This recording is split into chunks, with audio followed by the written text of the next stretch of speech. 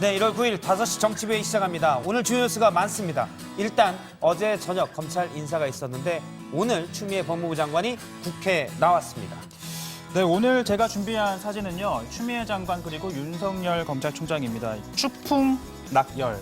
낙엽이 아니고 낙열. 네, 잘못 쓴 거 아니고요. 이게 추미애의 바람에 윤석열이 떨어졌다 뭐 그런 의미인데요. 물음표가 있기 때문에 어떨지는 이제 두고 봐야 된다는 의미가 되겠군요. 지금 어제 뭐 다들 아시겠지만 어제 검찰 고위직 인사로 인해서 윤석열 총장의 뭐 참모진들이 다 물갈이가 됐다 뭐 이런 평가가 나오는데 예. 자, 오늘 추미애 장관 국회 법사위에 출석을 했습니다. 사실 뭐 예를 들면 저는 이 부장의 지시를 따라야 하잖아요.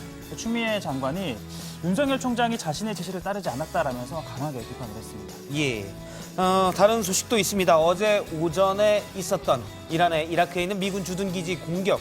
기지는 미사일 공격을 받았지만 다행히 인명피해는 없었습니다. 지금 기지 사진이죠? 네, 제가 오늘 사진 제목을 계산된 미사일이라고 적어봤는데요. 예. 고반장을 잠깐 들어주세요. 예. 보시면 여기 폭격을 당해가지고 막 여기저기 기지가 막 파괴된 모습이 보이는데 예. 이런 수위의 공격을 받았음에도 불구하고 인명피해가 없었거든요. 사망자도 다친 사람도 그렇다면 없었다. 이게 계산된 행보 아니냐 이런 예. 분석이 나오고 있는 겁니다. 공격하는 모양새는 갖췄지만 사실은 모양새의 목적이 있었다. 그렇습니다. 이렇게 해석이 가능할 것 같습니다. 네. 네, 총선이 가까워지면서 정치권도 빠르게 움직이고 있습니다. 다른 소식들도 많은데요. 들어가서 하나씩 본격적으로 짚어보겠습니다. 5시 정치회의 시작합니다.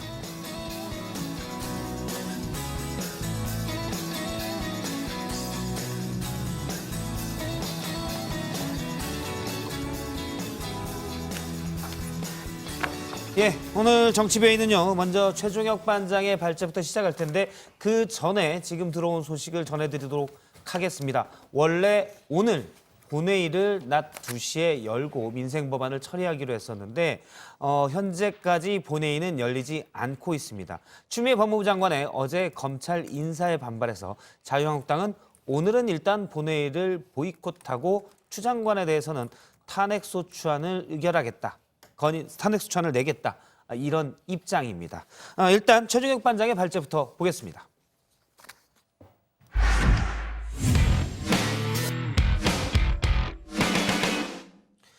예, 어제 저녁 검찰 고위직 인사가 단행이 됐습니다. 전격적인데요. 야권에서는 숙청이다, 물갈이다, 보복 인사다, 검찰에 대한 탄압이라고 했고 여당에서는 인사는 장관의 고유 권한이라고 맞섰습니다. 오늘 추미애 법무부 장관이 법사위에 나왔었는데요. 윤석열 검찰총장이 본인의 명을 어긴 것이다 라고 단호한 입장을 보이기도 했습니다. 오늘 최종혁 반장의 발제에서는 검찰 인사의 후폭풍을 집중적으로 짚어보겠습니다. 추미애 장관이 임명되면은 검찰총장 등 소위 문제되고 있는 수사의 담당 검사들을 인사를 하겠구나라고 해석해도 됩니까? 인사에 대해서는 제가 언급할 사안이 아니라고 생각됩니다. 네, 후보자 시절 이렇게 신중한 입장을 보였던 추미애 장관, 취임 일주일도 채 지나지 않아 검찰 고위직 인사를 단행했습니다. 고검장급 5명, 검사장급 5명을 승진시켰고요. 22명의 자리를 이동시켰습니다. 대검찰청 내 윤석열 검찰총장의 핵심 참모들 대거 교체가 됐는데요. 대검 조직도를 한번 보면요. 검찰총장 밑에 차장 검사가 있고요. 8명의 부장들이 있는데 그야말로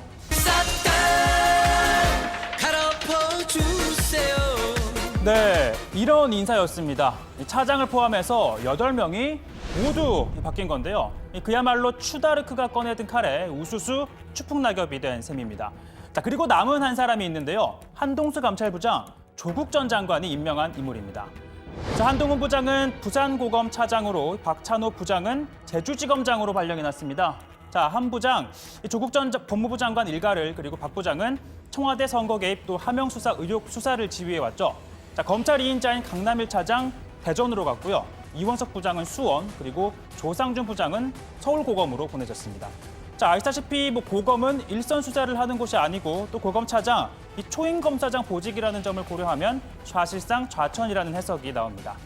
자, 서울중앙지검 3차장 당시 적폐 수사를 주도해온 한동훈 부장, 현 정부에서 최연소 검사장으로 승진하며 이른바 승승장구했었죠. 박근혜 전 대통령의 특활비 상납 의혹을 수사해 전직 국정원장들을 구속 기소했고 특검의 구속영장은 피했던 우병우 전 민정수석을 구속한 것도 바로 한 부장입니다.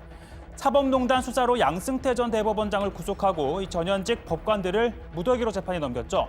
청와대와 여권에서는 당시 이 수사들 지지했었는데 하지만 조국 전 장관에 대한 수사를 지휘하고 난 뒤부터는 정권에 눈밖에 났다라는 게 야권에서 나오고 있는 평가입니다.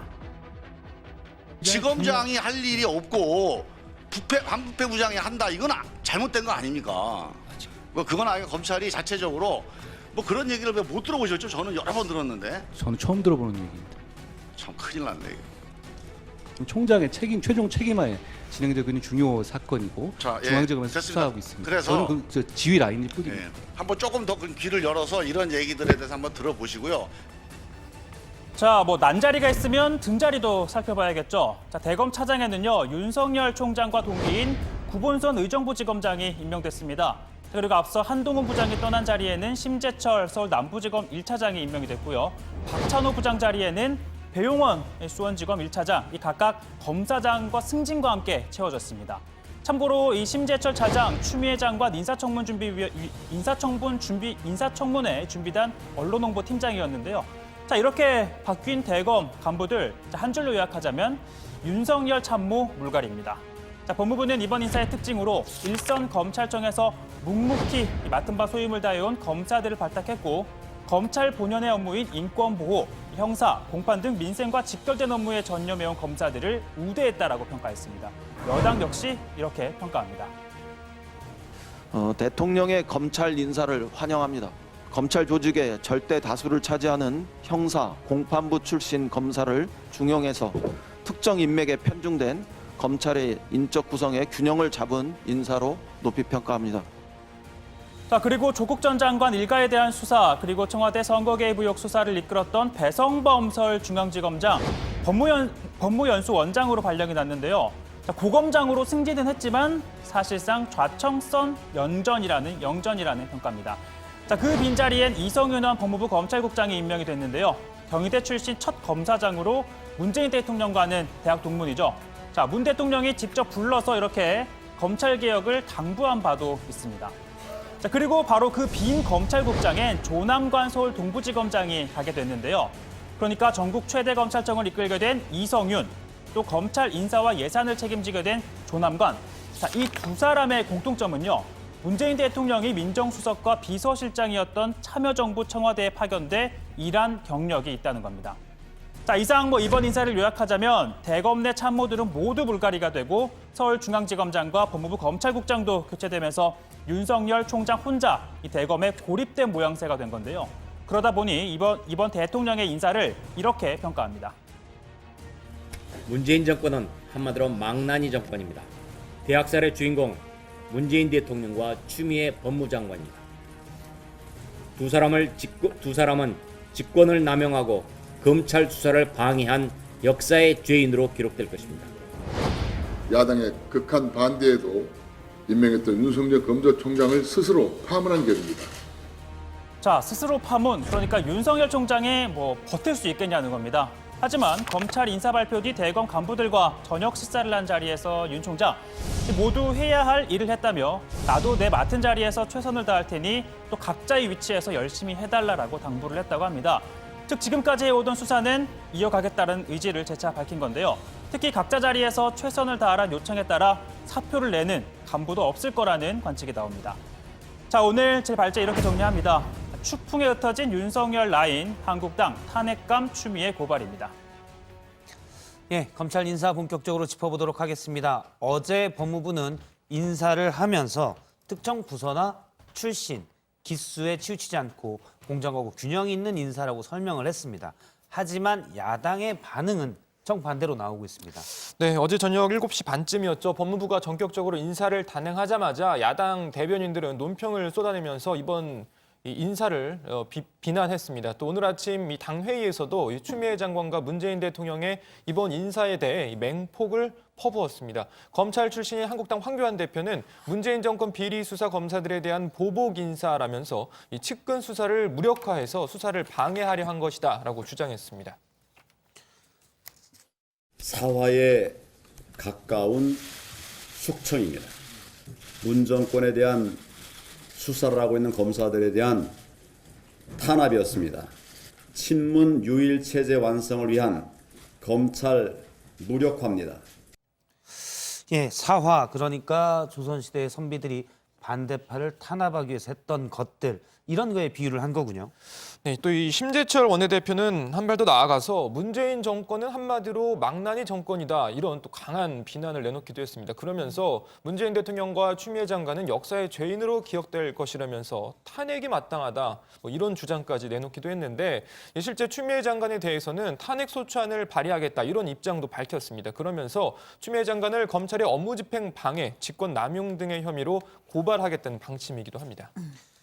예, 당 지도부뿐만 아니라 의원 개개인들도 이 소셜 미디어 같은 걸 통해서 많이 비판을 한 것 같아요.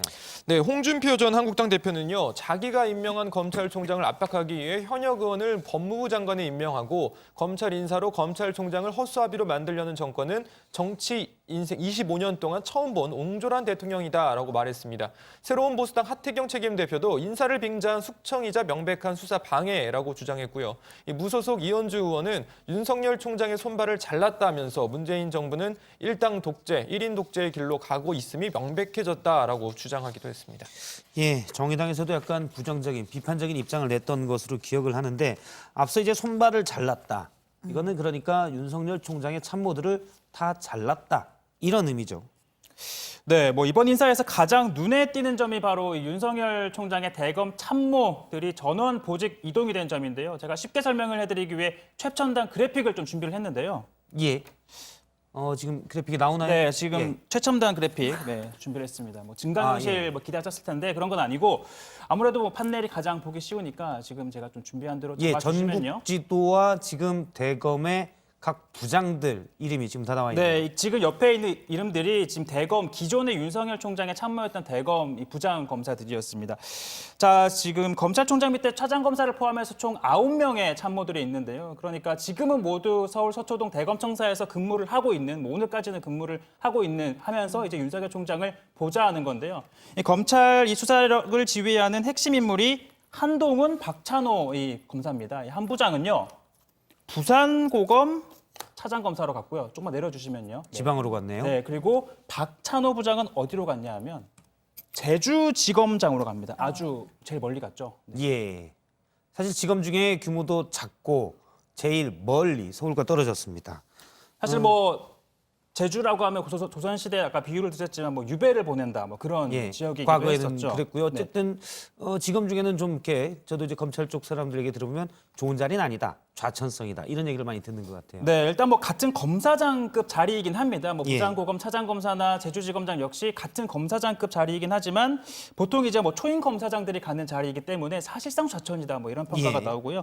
자, 이 밖에 강남일 차장검사와 이두봉 부장검사는요 각각 대전지검으로 갑니다. 대전고검 그리고 대전지검으로 갔고요. 이원석 부장검사는 여기 있군요.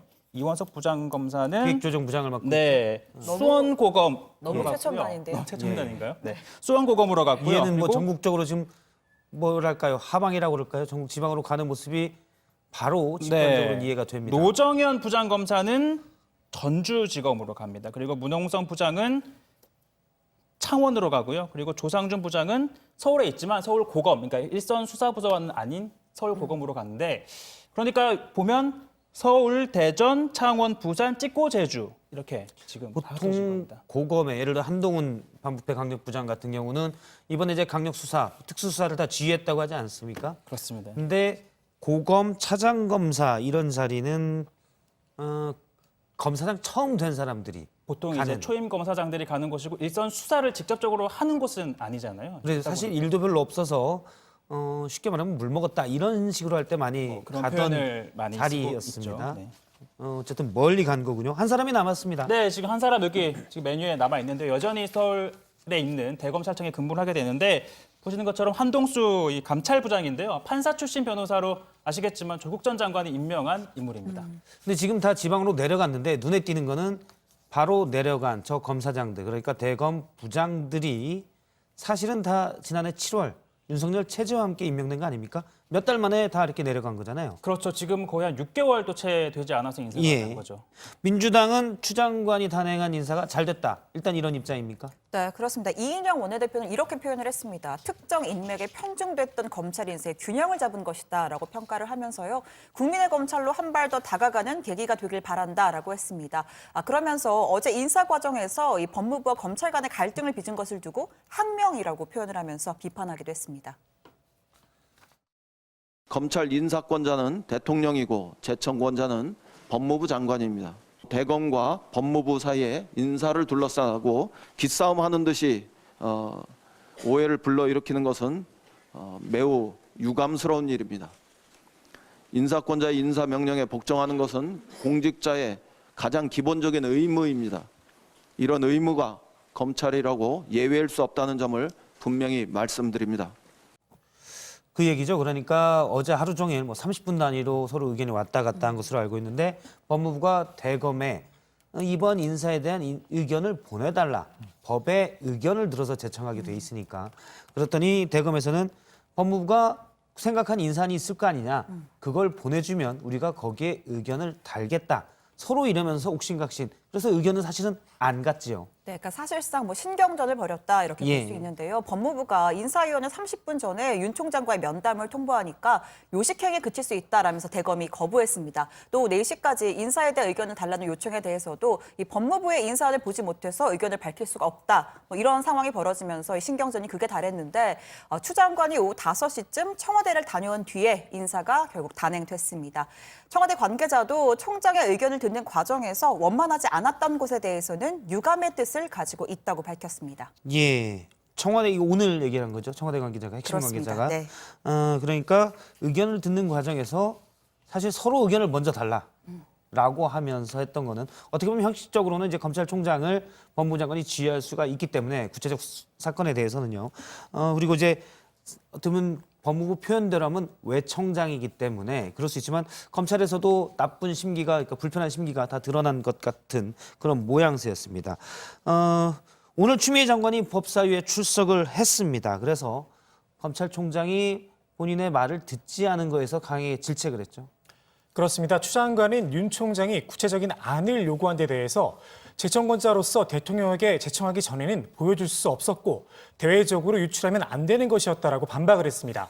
또 총장의 의견을 듣지 않고 인사를 냈다는 지적에 대해서도 오히려 총장이 장관의 지시를 따르지 않았다 이렇게 주장을 했습니다. 결국은 명백히 검찰청법 34조에 위반되는 인사라는 거죠. 그렇게 생각 안 하십니까? 제가 위반한 것이 아니고요. 검찰총장이 저의 명을 거역한 것입니다. 인사위원회 개최하기 전 30분 전에 검찰총장을 법무부로 오라고 하는 경우가 지금까지 단 한 번이라도 전례가 있었다고 생각하십니까? 전례가 있고 없고는 장관과 인사위원 인사안을 확정시키고 난 뒤에 통보를 하겠다는 것에 불과한 거 아닙니까? 30분 전에 오라고 한 것은. 인사위원회 그런 전에 30분의 시간뿐만 아니라 그 전혀 아닌 거죠. 그 전날도 의견을 내라고 한 바가 있고요. 또 1시간 이상의 전화 통화를 통해서 의견을 내라고 한 바 있습니다. 예, 문제는 이제 대검의 각 부장들이 권력의 핵심으로 돼 있는 예전에 조국 전 장관 일가 문제랄지 아니면 유재수 전 부산시 경제부시장 관련 문제 등을 다 수사를 지휘하고 있지 않았습니까? 이 때문에 좀 얘기가 되고 있는데 야당에서는 뭐라고 하고 있습니까? 네, 그렇습니다. 한국당 정가빈 의원은 울산시장 사건과 유 전 부시장 사건 등에 대한 지휘라인에 친노, 친호남 인사가 채워졌다고 주장했습니다. 그러나 추 장관은 기수, 지역 안배를 한 것뿐이라며 가장 형평성 있고 균형 있는 안배라고 생각한다고 말했습니다. 한편 전날 추미애 장관은 청와대가 시키는 대로 인사를 할 사람이 아니다 이렇게 주장을 했던 박지원 의원은 이번 인사를 두고 자신의 예측이 빗나가 충격적이라고 했는데요. 한번 들어보시죠. 그렇죠. 자기가 승진됐으면 좋은 인사고 자기가 좌천됐으면 나쁜 인사죠. 그런데 제가 염려하는 것은 역시 추미애 장관답다. 추다르크답다. 하고 저는 깜짝 놀랐습니다. 그런데 우리 국민들이 가장 염려하는 것은 일부 언론에서도 강하게 지적하고 있습니다만은 이번 인사에 항명 파동이 있을 것이다. 국민이 염려하는 대로 검난이나 항문 파동이 있어서는 안 되기 때문에 장관께서 확실한 리더십으로 또 잘못된 지적이 있으면은 감안하셔서 다음 인사에 반영하는 것이 좋은 일이다 이렇게 말씀드립니다. 앞으로 검찰국장을 또 피검사로 인사할 계획을 가지고 계십니까? 인사위원회에서 거론됐던 분의 경우에는 대검 인권부장 보임 여부를 검토한 바가 있습니다. 검찰국장이 아닙니다. 예, 어제 검사장급 이상 고위 검찰직에 대한 인사가 있었고요.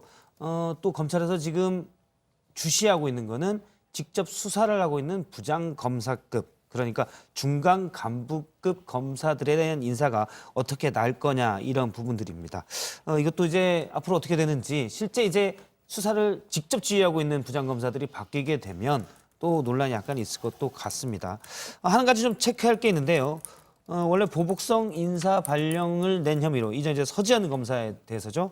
안택은 전 검찰국장이 원래 2심까지 실형을 선고받았었는데 오늘 무죄로 파기환송이 됐죠.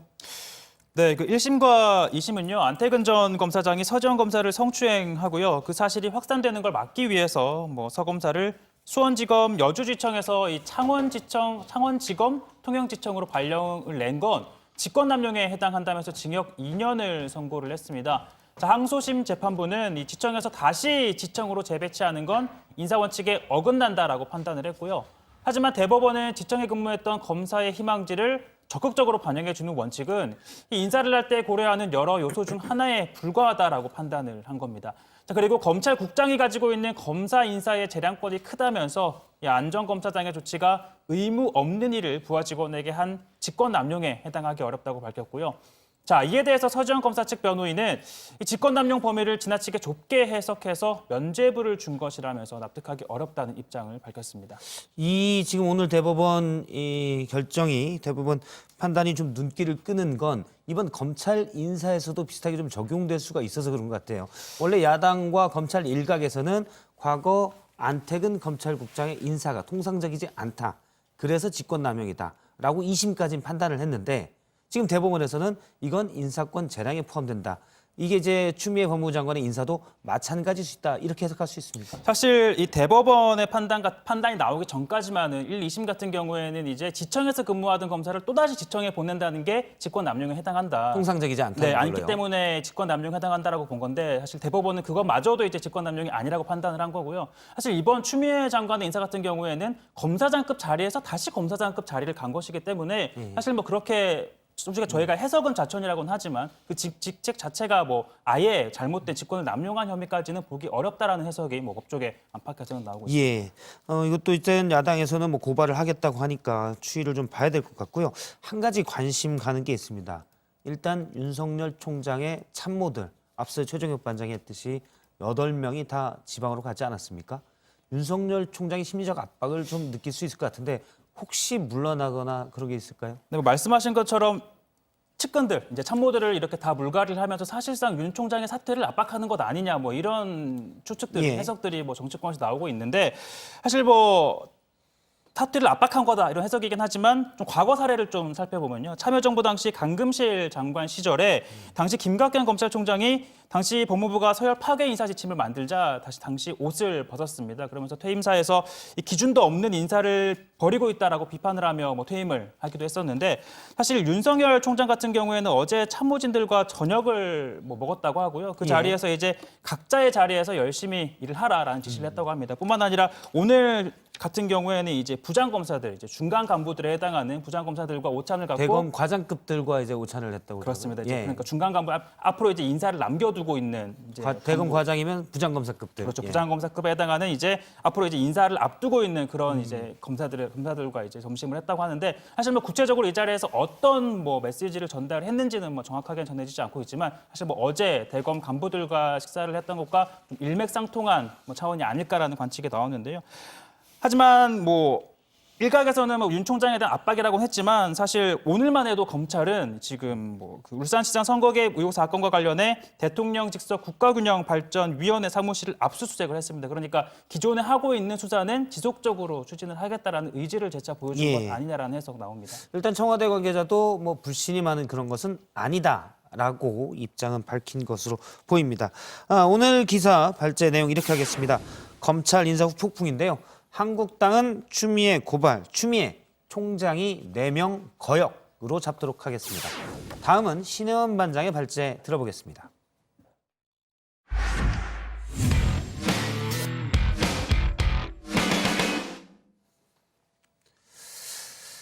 이란의 미사일 공격에 미국이 어떻게 대응할지 사실 제가 어제 클로징에서도 인명피해가 좀 없기를 바란다. 왜냐하면 인명피해가 있다면 미국의 선택지가 줄어들기 때문이죠.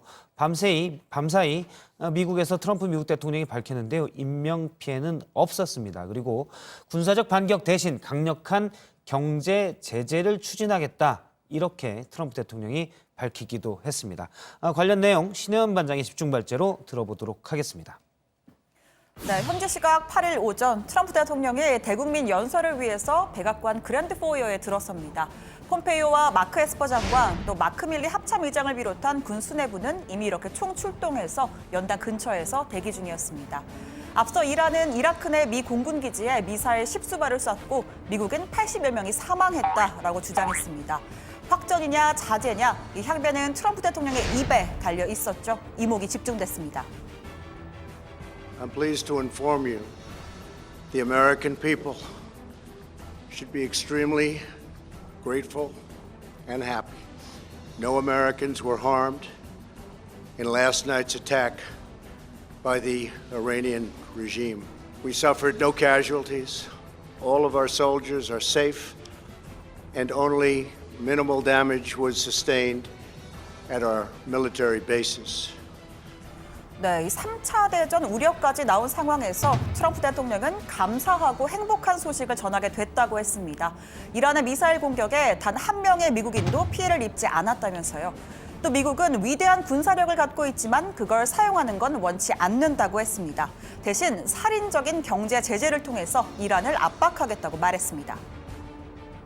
The United States will immediately impose additional punishing economic sanctions on the Iranian regime. These powerful sanctions will remain until Iran changes its behavior.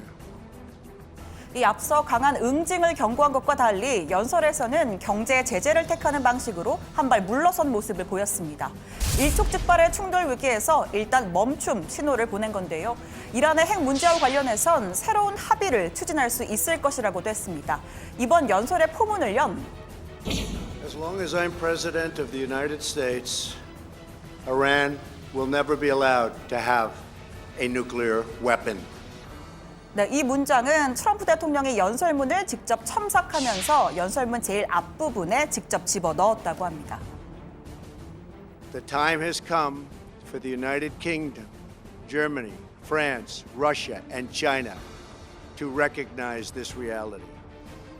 They must now break away from the remnants of the Iran deal, or JCPOA. And we must all work together toward making a deal with Iran. 이 파국을 피하고 갈등을 봉합하는 수순을 택한 명분과 이유가 있을 겁니다. 일단 강조한 대로 미국인 인명피해가 발생하지 않은 점이 작용한 것으로 보입니다. 솔레이마니를 사살한 이유가 미국인 사망과 관련해서 책임을 묻기 위해서라고 했는데 이번엔 군사적 반격을 할 필요가 딱히 없다고 판단한 거죠. 특히 성급하게 나섰다가 전쟁이라도 벌어진다면 올해 재선 가도에 악영향을 미칠 수 있다는 점도 고려했을 겁니다. 무엇보다 이란도 확전을 원하지 않고 이 부분에 있어서 양국 간에 무언의 교감이 있었다는 해석도 가능한데요. 자, 이란 최고 지도자 하메네이는 어제 حالا سیلی دیشب به اینها زده شد. این مسئله دیگری است. 라고 말했지만요. 자, 트럼프 대통령은 Iran appears to be standing down, which is a good thing for all parties concerned and a very good thing for the world. 라고 이야기했습니다. 자, 미사일을 쐈다는데 물러서는 것 같다니 어떤 의미일까요? 자, 미국 언론들의 보도를 보면 이 백악관이 이란의 공격 3시간 전에 대책회의를 했다. 또 미국이 이라크를 통해서 사전에 이란의 공격을 파악했다는 소식들이 전해지고 있습니다. 워싱턴 포스트는 이란의 미사일 공격은 미국인 사상자를 최소화하면서 보복을 했다는 체면을 살린 뒤에 양측 모두가 한 발씩 물러설 기회를 만들기 위해서 계산된 사건이다라고 규정했습니다. 자, 이란은 미사일을 쏘기 전 이라크 정부에 사전 통보를 했다고 합니다. 이라크는 이걸 미국에 알렸고요. 이 미군 수뇌부는 이라크 내의 군사 기지에 있는 이 병력을 안전한 곳으로 배치하라는 명령을 내립니다. 일부 병력은 공격이 시작되기 전에 기지를 떠나서 이동했고 남은 장병들은 벙커로 이동해서 머물렀습니다. 자, 지금 보시는 사진은 미사일 공격을 받은 알 아사드 공군기지의 위성 사진입니다. 기지 곳곳에 이렇게 큰 타격을 입은 게 보이고요. 5개 건물 가운데 하나는 완전히 파괴가 됐고 또 비행기 활주로에 미사일이 떨어진 장면도 있습니다. 블랙호크 헬기, 또 MQ-1 드론, 활주로의 항공 관제탑도 파괴됐습니다. 이렇게 결코 적지 않은 피해인데 이 정도 수위의 공격에 인명피해가 없었다는 것, 앞서 언급했듯이 사전 대피 과정이 있었기 때문일 겁니다. 또 CNN은 미국과 이란은 최근 스위스 외교 채널을 통해서 메시지를 주고 받아왔다라고도 보도했습니다. 이란이 지난 7일부터 이 스위스를 포함해 최소 3개의 외교 채널을 통해서 미국과 접촉하려 했다면서 이번 미군 기지 공격으로 보복 조치가 끝났음을 미국에 알리고 싶어 했다는 겁니다. 기지를 공격할 때도 미국인이 있는 곳은 의도적으로 피한 걸로 보인다는 이야기도 덧붙였습니다. Well, we've said very clearly that if the United States takes any further action, Iran will respond accordingly and we will respond in a very harsh way. What proportion? They should stop listening to clowns, that they should base their policy based on realities. 자, 그런데요, 이 현지 시간 8일 밤 이라크 수도 바그다드 그린존에 로켓 2발이 떨어졌습니다. 자, 그린존, 이 미국 대사관을 포함해서 각국의 공관이 밀집해 있는 보안 지역입니다. 로켓이 어디에서 왔고 누가 발사했는지는 아직까지 확인되지 않고 있습니다. 미국이 주도하는 이슬람 국가 격퇴 국제연합군 OIR은 이번 공격에 따른 사상자나 시설 피해는 아직까지 없다라고 밝혔습니다. 오늘 청와대 발제 이렇게 정리합니다. 트럼프 군사력 사용 안해 핵 협상으로 국면 전환입니다. 예, 트럼프 미국 대통령이 군사력 대신 경제 제재를 활용해서 이란을 압박하겠다고 밝혔습니다. 사실 이란도 더 이상의 확전을 원치 않는 것으로 알려지면서 우려했던 중동의 군사적 긴장은 완화 국면으로 접어드는 모양새입니다. 트럼프 대통령이 어제 밝힌 대국민 메시지 다시 한번 핵심을 좀 짚어볼까요? 네, 우리 시간으로 오늘 새벽에 이란의 공격과 관련한 대국민 연설을 했습니다. 당초 예고된 연설 시간보다 약 30분가량이 지연되면서 미군 피해와 관련된 새로운 소식이 있는 것 아니냐, 군사 공격을 결정한 것 아니냐 이런 우려도 나왔었는데요. 결과는 확전보다 갈등 봉합에 방점이 찍혀 있었습니다. 어제만 해도 저희가 소식을 전할 때 이란 뉴스에서는 계속 80명이 사망했다. 하지만 미국에서는 그런 분위기가 아니어서 과연 인명피해가 어느 정도냐 이걸 가지고 사실 뭐 촉각을 세웠지 않습니까? 근데 이제 미사일 공격으로 어떤 미국인도 다치지 않았다. 이 부분을 트럼프 대통령이 제일 강조한 것 같습니다. 그렇습니다. 공격 당일 트위터에 현재까지 아주 좋다, 괜찮다라고 적은 것과 같은 맥락입니다. 단 한 명의 미국인도 다치지 않았고 군 기지도 최소한의 피해만 입었을 뿐이라고 강조했습니다. 또 미국은 어떤 것에도 대응할 준비가 되어 있는 위대한 군사력을 갖고 있지만 그걸 사용하진 않겠다. 대신 이란에 강력한 경제 제재를 부과하겠다라고 말했습니다. 또 더 이상 중동산 석유가 필요하지 않다라는 발언도 좀 주목해 볼 만한데요. 자, 트럼프 대통령은 지난 3년간 나의 리더십하에서 우리 경제는 그 어느 때보다 강하다, 에너지 자립을 이뤄냈다라고 말했습니다. 미국은 전 세계 1위 석유 및 천연가스 생산국이고 이것이 우리의 전략적인 우선순위를 바꿔놨다라고도 강조했는데요. 중동 정세가 다소 불안해지더라도 미국의 경제가 큰 타격을 받지 않기 때문에 한 발 물러서서 바라볼 수 있다라는 의미로 해석됩니다. 셰일가스가 미국에서 많이 발견이 됐고 또 얻을 수가 있기 때문에 미국의 입장도 중동에 대해서 좀 바뀐 것 같긴 합니다. 그래서 중동 문제에서 미국이 조금 부담스러운 발은 빼려 한다 이런 분석도 있었고요. 이란과는 어쨌든 새로운 핵 합의를 추진하겠다고요. 네, 트럼프 대통령 말씀하신 것처럼 새로운 핵 합의 추진하게 될 거라고 했는데요. 그렇게 되면 이란의 위대한 미래가 펼쳐질 것이라고 했습니다. 자, 이란의 북한식 비핵화 제안을 하는 데 초점을 둔 건데요. 자, 우선 자신이 탈퇴한 기존의 이란 핵 합의는 이란에 1,500달러의 자금을 제공했을 뿐이고 이란은 이 돈으로 대규모 테러리스트를 지원해 중동을 지옥으로 만들었다라고 비판을 했습니다. 자, 그러면서 영국, 독일, 프랑스, 러시아, 중국 이렇게 5개국 공동 서명국을 향해서 이란의 막대한 잠재력을 활용하게 해주는 새 합의를 위해 노력해야 한다라고 제안을 했습니다. 사실 지금 말한 것, 그러니까 위대한 또 막대한 잠재력, 약간 데자뷰가 있습니다. 트럼프 대통령이 늘 북한에게 했던 말이죠. 항상 이렇게 했는데 말뿐이 아니라 좀 더 협상이 됐으면 싶은 마음인데요. 이란 핵 합의는 트럼프 대통령이 탈퇴를 했지만 그런 거지 않습니까? 원래 전임 오바마 미국 대통령이 했던 거기 때문에 이걸 좀 평가절하하고 탈퇴를 했었습니다. 그런데 다시 추진하겠다고 현재 얘기는 하고 있고요. 일단 이렇게 한 발 물러선 데는 미국 내 정치 상황도 영향이 좀 있지 않았겠습니까? 그렇습니다. 성급하게 군사적 대응에 나섰다가 실제 전쟁이 벌어진다면 트럼프 대통령의 재선 과도에도 악영향을 미칠 수밖에 없습니다. 지금 백악관 앞에선 미국의 슬레이마니 사살은 잘못됐다. 시위 내의 시위도 이어지고 있고요. 또 요동치는 금융시장도 고려했을 겁니다. 트럼프 대통령의 연설 이후 미 뉴욕 증시는 상승세를 보였고 급등했던 국제유가도 크게 떨어졌습니다. 어제 나스닥은 장중가와 마감가 모두 역대 최고치를 기록했습니다. 예, 그러니까 지금까지 나온 것들을 좀 종합을 해보면 어제 우리 시각으로 오전에 이란이 이라크 미군 기지에 미사일 로켓을 22발을 쐈는데 두 곳에 위협적으로 쐈지만 미리 얘기해서 피해라, 내가 쏠 거니 라는 걸 전달해서 미사일을 쏘는 모양새만 갖췄고 그래서 보복을 한 이란 국내 정치용의 퍼포먼스를 한 것 아닌가 이렇게 해석이 됩니다. 네, 그렇습니다. 어제 또 속보로 전해드리기도 했는데요. 이란 최고 지도자 하메네이가 미군 기지 공격 후에 대국민 연설을 했잖아요. 예. 자, 우리가 잠자던 미국의 뺨을 때렸다라고 주장을 했었죠. 잠깐 다시 들어보시죠. حالا یه سیلی دیشب به اینها زده شد. این مسئله دیگری است. این کارهای نظامی به این شکل کفایت اون قضیه رو نمیکنه. اونچه مهمه این است که بایستی حضور فساد برانگیز آمریکا در این منطقه منتهی بشه، تمام بشه. 네, 말은 이렇게 했지만 미국을 자극하지 않으려는 의도에서 수위 조절을 했을 가능성이 있다는 겁니다. 공격 계획을 이라크를 통해서 미리 알렸다거나 스위스를 채널로 메시지를 주고받았다는 미국 언론 보도도 있었고요.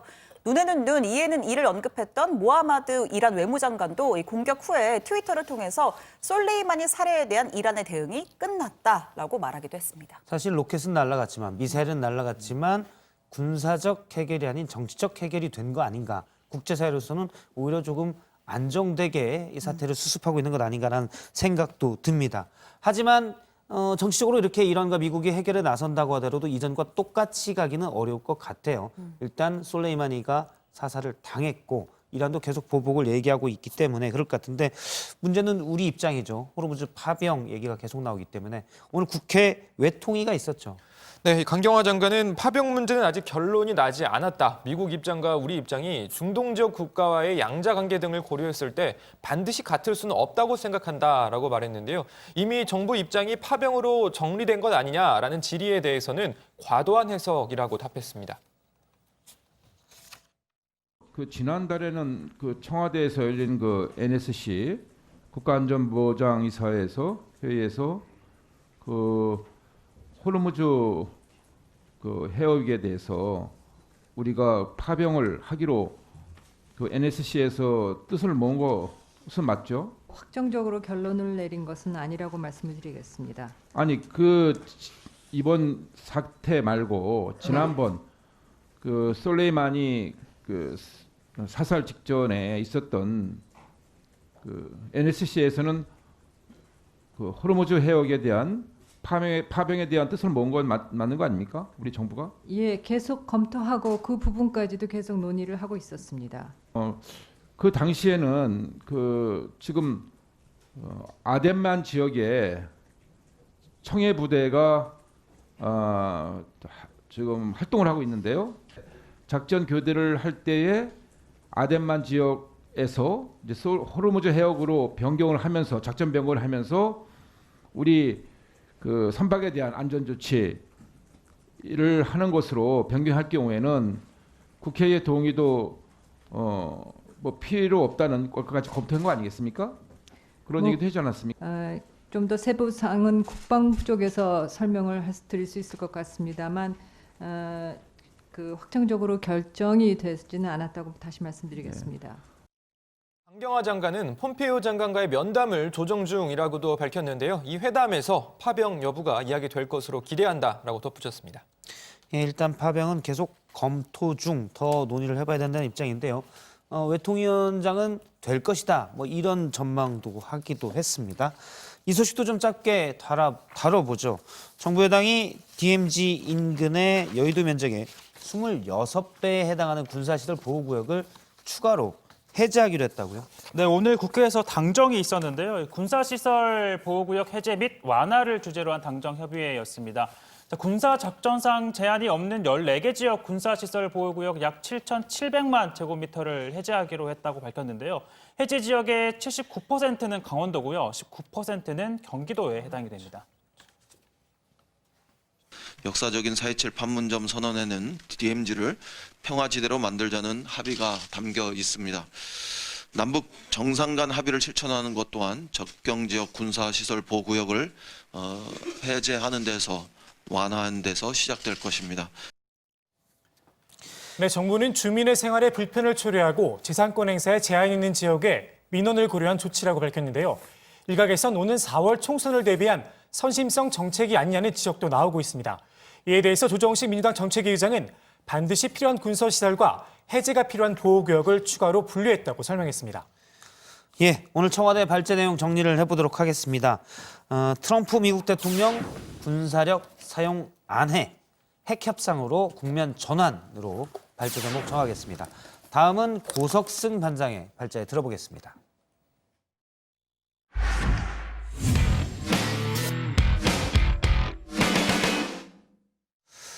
예, 보수야권 통합론이 하루하루 달라집니다. 원래 황교안 한국당 대표가 유승민 바른미래당, 유승민 지금 새보수당 의원이죠.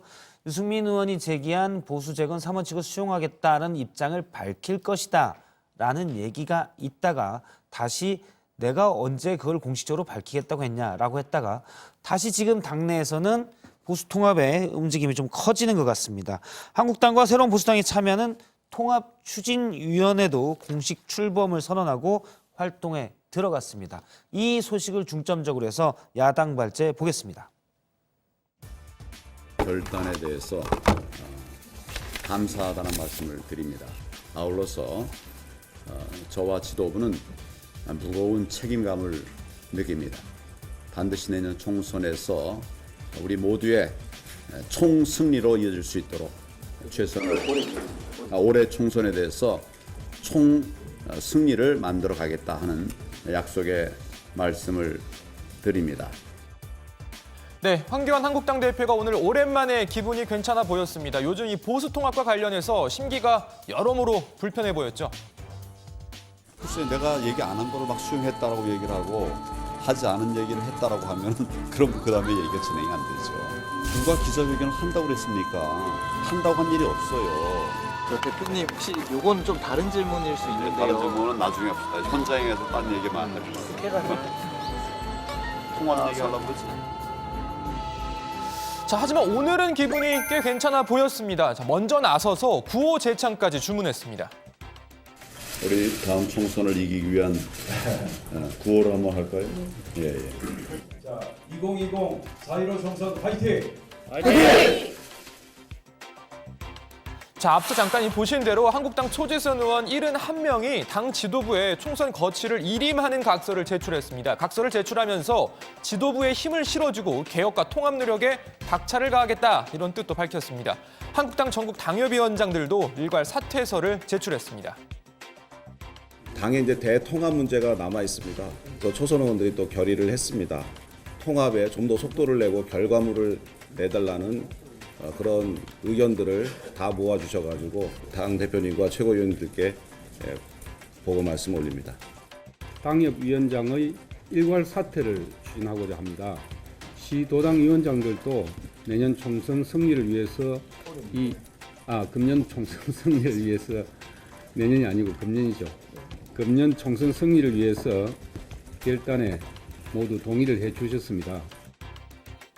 자, 최근 이 보수통합 논의 과정에서 황교안 대표의 통합 추진에 한국당 내 반발 목소리가 나온다는 이야기가 계속 이어졌고 또 아예 지도부 퇴진을 요구하는 주장도 있었는데요. 이번 초재선 의원들의 거치 일임 각서와 전국 당협위원장 사퇴서 제출로 지도부에 힘이 실리는 계기가 마련된 겁니다. 자, 그리고 하나 더 있습니다. 오늘 한국당과 새로운 보수당이 참여하는 통합추진위원회가 구성됐습니다. 국회 사무총장 등을 지낸 박형준 교수가 위원장을 맡게 됐는데요. 박형준 교수 이야기 잠시 들어보시죠. 지난 시기 보수의 잘못과 오류는 반성해야 합니다. 동시에 그 과정에서 생긴 상처와 분열을 치유하고 극복해야 합니다. 이를 하나로 모으라는 국민적 염원과 요구는 어느 때보다 높습니다. 그 뜻을 받들겠습니다. 자, 박형준 교수는 지난주 JTBC 신년토론 당시에도 중도까지 아우르는 범보수 통합을 주문한 바 있죠. 동시에 중원을 확대하는 정책을 펴야 되고 그다음에 문재인 정부가 지난 3년 동안 했던 것에 대한 성과에 대한 비판도 포괄적인 비판이 아니라 그중에 이제 그 국민들이 실질적으로 인식을 할 수 있도록 그 이슈를 날카롭게 벼리는 이런 작업들이 필요하거든요. 자, 하지만 통합추진위가 만들어졌다고 해도 여전히 실제 통합까지는 갈 길이 멉니다. 한국당의 통합 대상에는 새로운 보수당뿐만 아니라 새로운 보수당의 비판적인 우리공화당까지 들어가 있죠. 각 세력 간 의견 조율 여전히 쉽지 않은 상황입니다. 하태경 새로운 보수당 책임 대표는 묻지마식 통합은 하지 않겠다는 뜻을 오늘 재차 밝혔습니다. 정권 심판보다 야당 심판이 높은 상태입니다. 개혁적 원칙을 분명히 세우고 우리 당이 제시한 새로운 보수당이 제시한 보수 재건 3원칙에 입각해서 진행되는 개혁적 통합만이 이번 4.15 총선을 정권 심판 선거로 가져갈 수 있습니다. 자, 관련 소식은 들어가서 더 전해드리고요. 오늘도 안철수 전 바른미래당 대표 등장했습니다. 지난 월요일에는 언론 서면 인터뷰, 또 어제는 신년 인사 대독 형식으로 메시지를 전달했는데요. 오늘은 또 달랐습니다. 직접 영상을 찍어 보내온 겁니다. 정치개혁의 목표는 무엇인가? 바로 대한민국은 미래로 가고 있는가에 대한 해답을 구하는 과정이라고 생각합니다. 이를 위해서는 세 가지가 필요합니다.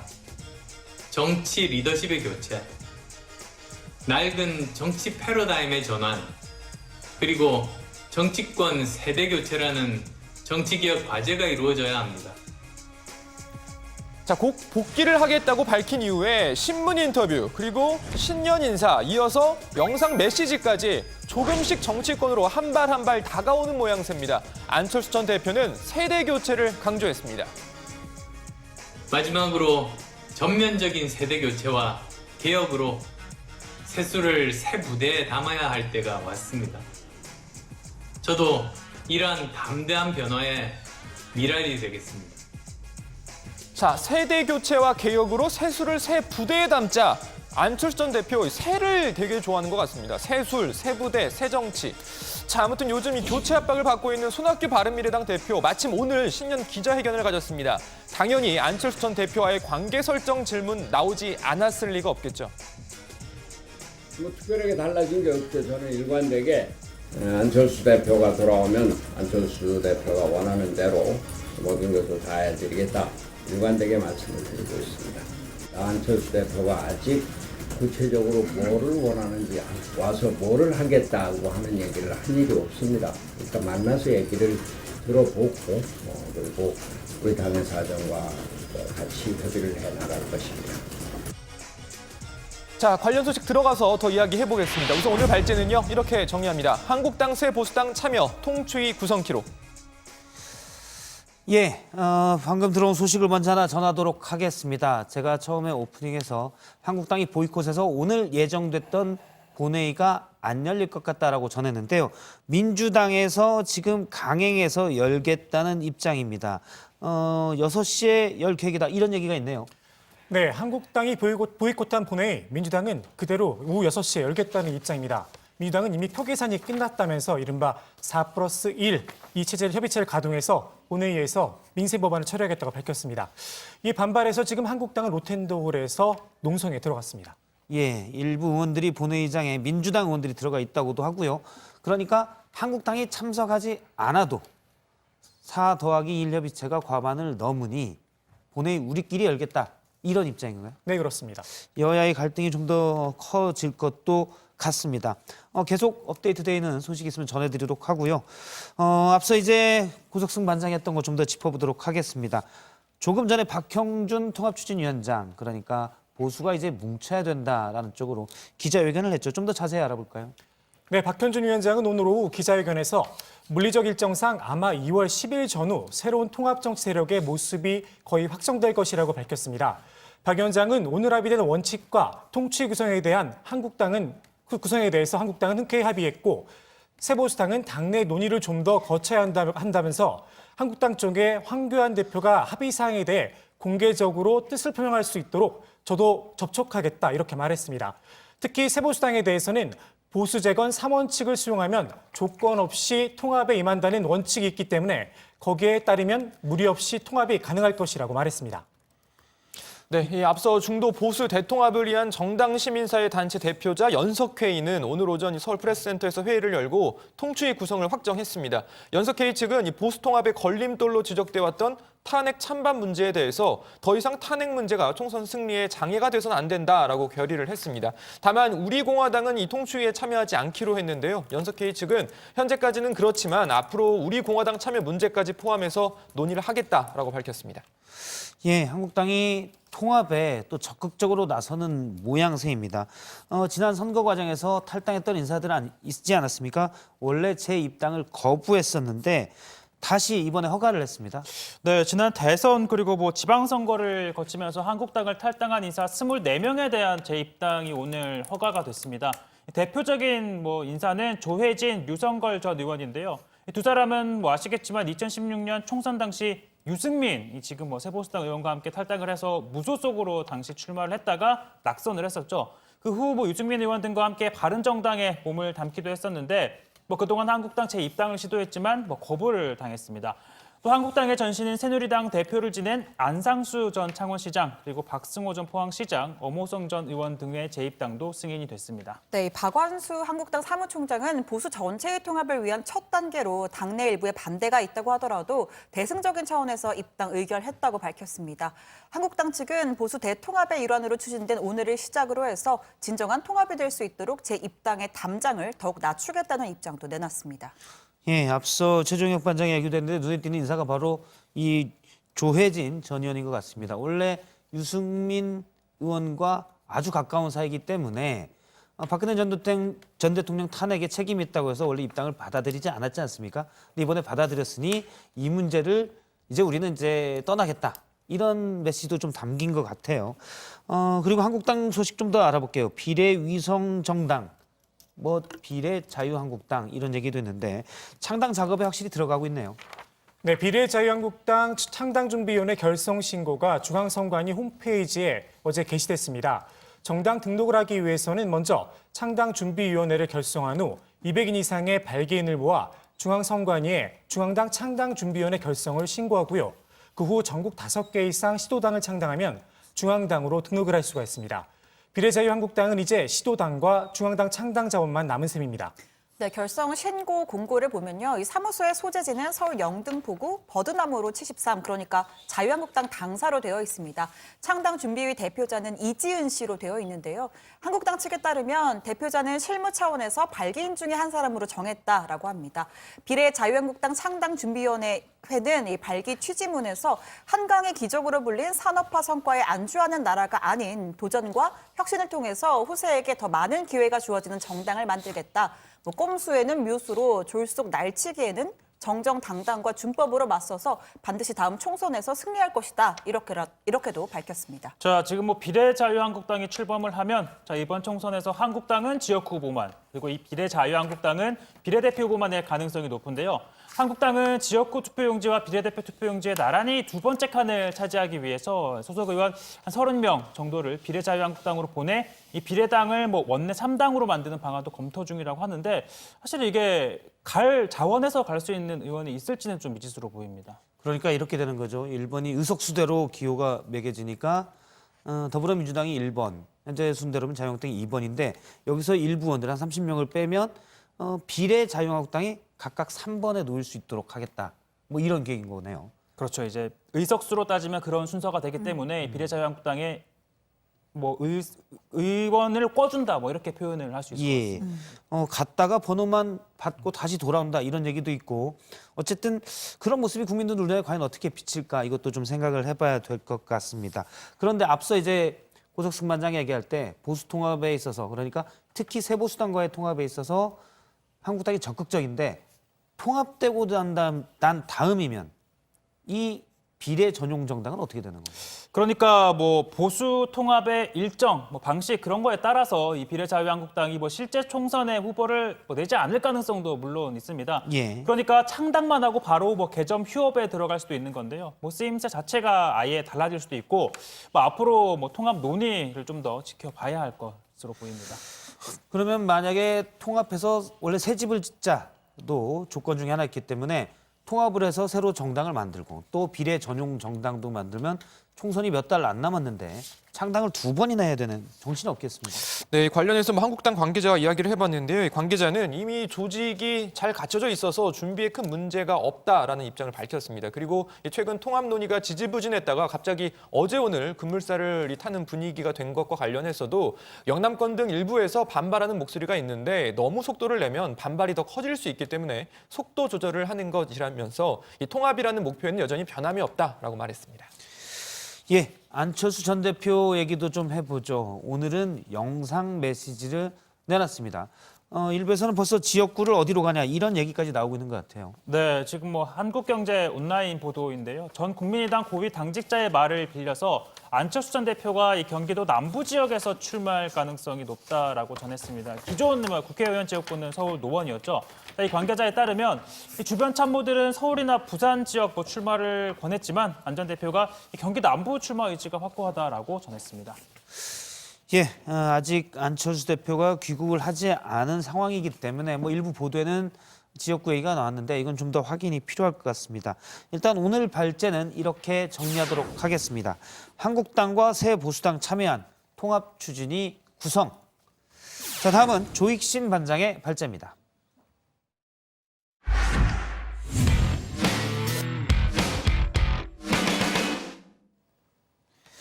예, 선거를 치르고 나면 누군가는 사라지고 누군가는 또 새로운 스타로 떠오르곤 합니다. 이번 총선에서도 이 귀추가 주목되는 예비 스타군들이 있습니다. 그 가운데 한 명이죠. 이광재 전 강원지사에 관련된 소식을 조반장 발제해서 정리해 보도록 하겠습니다. 지난 2010년 6.2 지방선거에서 참패한 한나라당. 여당이 선거에서 졌으니 청와대 분위기도 많이 아니었겠죠. 당시 청와대 주인이었던 이분. 모든 걸 다 해봐서 아시는 분이 이걸 해보지 못해서 아쉬웠다고 합니다. 한번 들어보시죠. 여권 쪽에서는 왜 이광재, 안희정이 같은 사람이 없는가? 이명박 전 대통령도 이런 사람들과 일을 해보지 못해 아쉬워했다고 한 두 사람. 이광재 그리고 안희정. 정치권에선 우광재, 좌희정으로 불리며 노무현 전 대통령을 최측근에서 보좌했던 인물들입니다. 좌희정, 안희정 전 충남지사는 지사직 연임에 성공한 뒤 대선 후보 반열에 오르며 경선까지 내달립니다. 차기는 안희정이다. 민주당 내에선 이런 말이 공공연하게 나올 정도였습니다. 그런데 말입니다. 호사다마라고 했던가요? 불미스러운 사건에 휘말리고 말았습니다.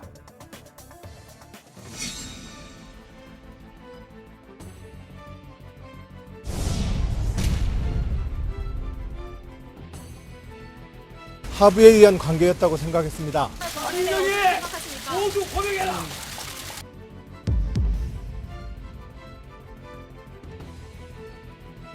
유감스럽습니다. 할 말 없습니다.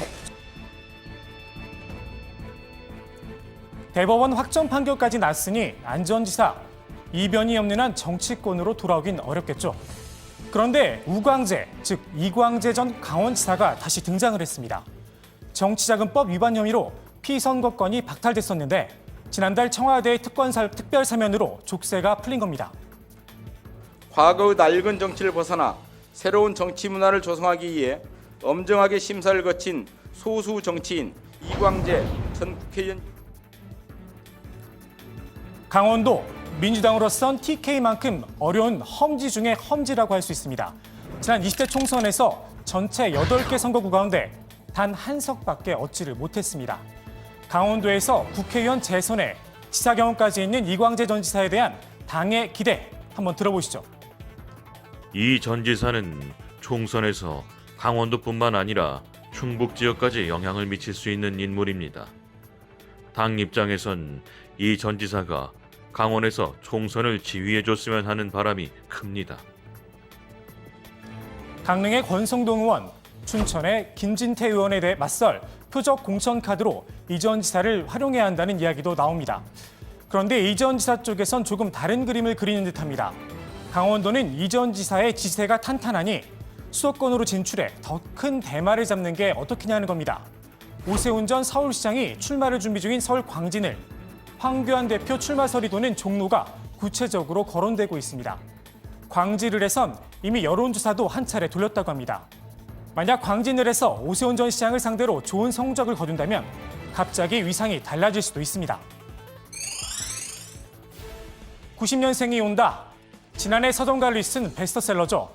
문재인 대통령이 청와대 전 직원들에게 선물을 내 더 유명해지기도 했습니다. 왜 갑자기 책 광고냐 하실 분들도 계실 텐데 바로 이분들 때문입니다. 민주당 영입2호 원종건 씨, 한국당 영입2호 김은희 씨. 20대라 그런가요? 둘 다 영입 2호네요. 아무튼 이 두 사람 90년대생입니다. 정치권에도 90년생이 들어오기 시작한 건데 각오부터 남달랐습니다. 청년들이 왜 아픈지, 왜 분노하는지, 그리고 무엇을 원하는지 듣고 보고 느껴야 하는 것이 먼저입니다. 이 땅의 청년은 이미 소외계층이기 때문입니다. 자유한국당 하면 인상부터 먼저 쓰던 제가 그러나 인권 문제에 있어서만큼은 당의 색은 중요하지 않다고 생각했습니다. 20대 청년답게 포부도 당차고 바람도 거침이 없습니다. 그런데 말입니다. 각 정당들 황영식의 기자회견까지 거창하게 청년 영입을 홍보하긴 했는데 과연 제대로 된 공천이 이어질까요? 표를 한번 보실까요? 역대 총선에서 지역구에 출마한 2030 청년 숫자입니다. 추세를 보면 늘어나기는커녕 점점 줄어드는 모습입니다. 이번 21대 총선 예비 후보자 37명, 채 4%가 안 됩니다.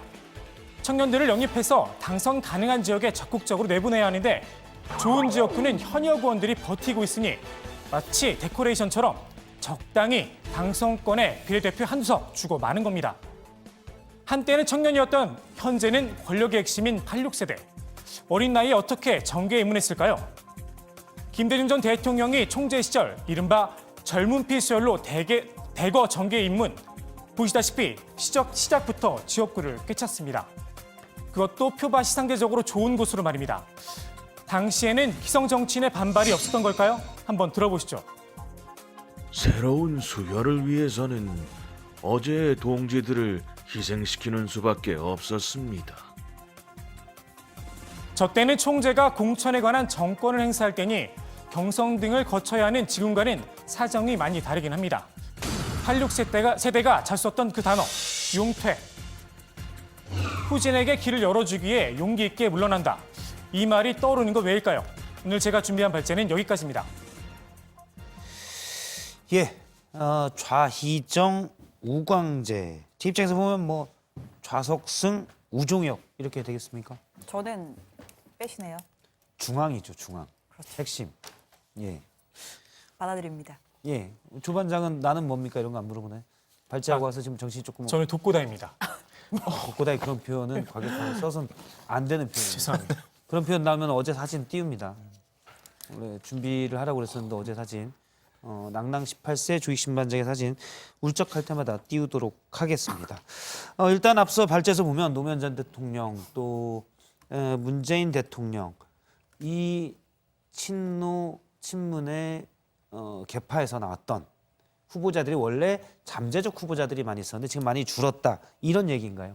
네, 사실 뭐 문재인 정부 초기만 해도 쟁쟁한 인물들이 버티고 있었잖아요. 안희정 전 충남지사, 김경수 경남지사, 그리고 조국 전 법무부 장관까지 다들 상당한 경쟁력을 갖추고 있어서 누가 다음 대선에 먼저 나서느냐라가 관심이었는데 지금은 상황이 좀 180도 바뀌었다라는 평가죠.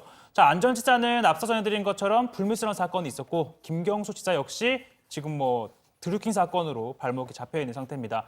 자, 조국 전 장관 역시 장관을 물러나는 사퇴하는 과정에서 상처를 꽤 입었다라고 볼 수 있죠. 사실 저도 예전에 민주당의 대선이나 총선 이런 선거에 깊숙이 관여를 하는 사람 얘기를 좀 들어보면 대선을 몇 번 들어보면 여러 후보들 같이 서로 엎치락뒤치락하는 여러 후보들이 있어야 대선 성적이 좋다 이런 얘기를 하더라고요. 그럼 과거에 앞서 이제 소개했던 인물들을 보면 후보들이 많이 있었는데 지금은 좀 최 반장 말대로 상처 입은 후보들이 많다. 그래서 만약에 오늘 조 반장 얘기는 이광재 전 지사가 총선에서 만일 결과가 좋으면 이런 후보군에 들어와서 좀 더 경쟁을 부추길 수 있다 이런 얘기인 거죠. 네, 맞습니다. 당장은 강원도 선거에 투입이 돼서 총선에 힘이 될 수도 있고 또 장기적으로 보면 그런 포석도 노릴 수 있다는 말이 있습니다. 이 때문인지 한국당에서는 이 전 지사가 사면됐을 때 총성령 아니냐 이렇게 주장하기도 했습니다. 선거를 앞둔 내편 챙기기, 촛불 청구서에 대한 결재가 이번 특별 사면의 본질입니다. 코드 사면의 선거 사면입니다. 당 입장에선 강원도 좀 더 넓게는 충북까지 영향을 미칠 수 있는 이 전 지사가 강원도에 나가서 싸워주길 바라고 있지만 임팩트가 좀 약한 것도 사실입니다. 본인은 사람들의 주목도가 높은 서울, 그중에서도 황교안 대표나 오세훈 전 시장과 같은 빅샷과 싸워보고 싶은 욕심이 좀 있을 겁니다. 예, 당 입장에서는 그럴 수도 있고요. 사실 이광재 전 지사가 정치권에서 떠나 있는 지가 오래됐기 때문에 얼마나 큰 파괴력이 있을지는 좀 지켜봐야 될 것 같습니다. 다른 얘기, 어제도 사실 잠깐 얘기가 나왔었는데 황교안 대표가 목동을 방문했더니 이쪽이 지역구인 민주당 항의원이 세게 붙어보겠다 이런 얘기를 하지 않았었습니까?